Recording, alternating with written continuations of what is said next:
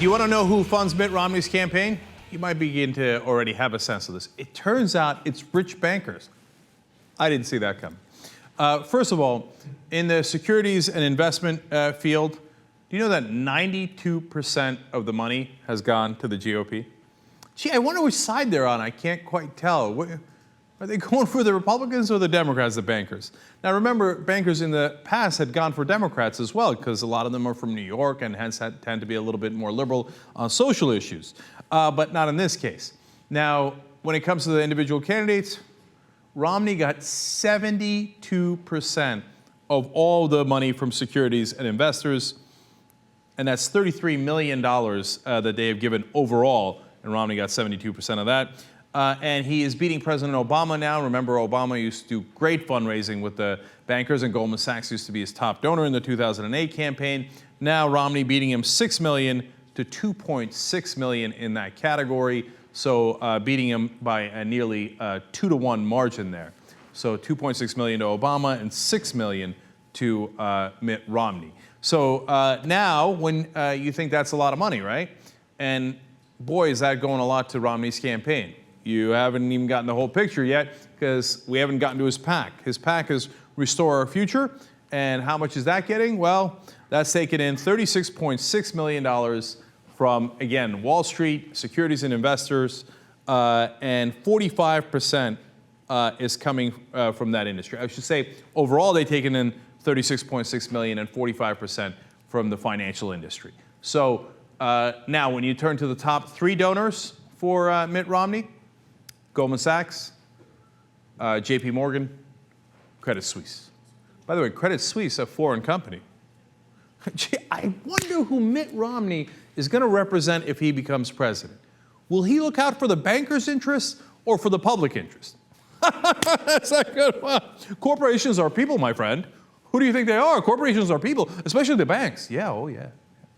So now we turn to a story about Mitt Romney that puts him in a light that might not be helpful for his campaign. Now, it's not a story that's actually damaging to him in terms of substance. It just looks bad.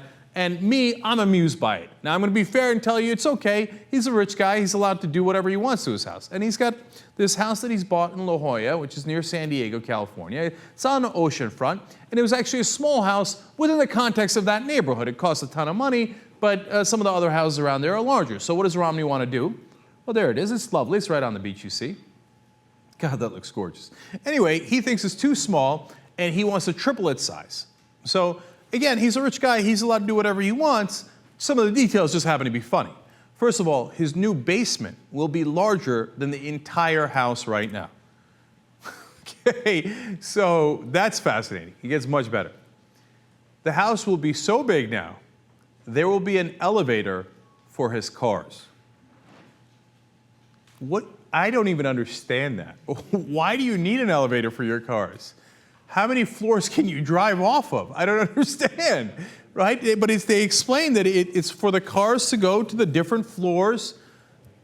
I don't know, maybe the rich people are so lazy that you drive into your garage and then you're like, oh, instead of walking to my elevator, to my human elevator, I will take my car elevator up and then get off on the 2nd or 3rd floor. So it's apparently a 4-car garage with the elevator in it as well. Okay, but here comes the best part. The reconstruction he's going to do for the house is apparently so large, or this is the way rich people work, I didn't know, that he hired a lobbyist to lobby the local zoning people to make sure that he can get the renovations that he needs. He paid the lobbyist $21,000. Now, if you told me, hey, you know what, you're going to do renovations on your house, it's going to cost you $21,000, I'd be like, what? Oh my God, that's devastating. There's no way I could do that. $21,000, Jesus, Lord mercy. This is not even the renovations. This is the lobbyist for the renovations. That's unbelievable.